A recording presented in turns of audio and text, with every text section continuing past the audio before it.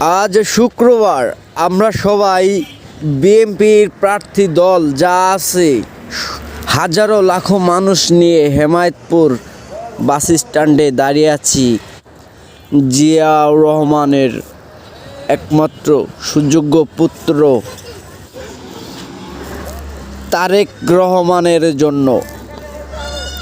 তো আমার এই ভিডিওটা সেই ভাইদের জন্য যারা বিএনপির সাপোর্টার।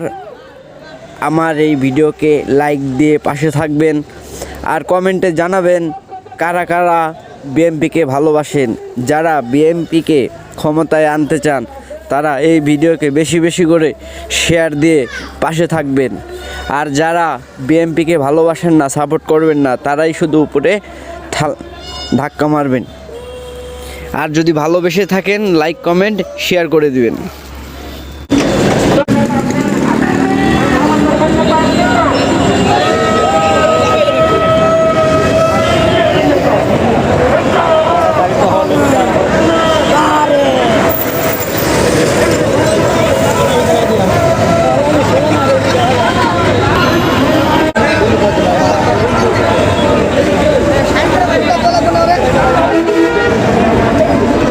পিছিয়ে যান।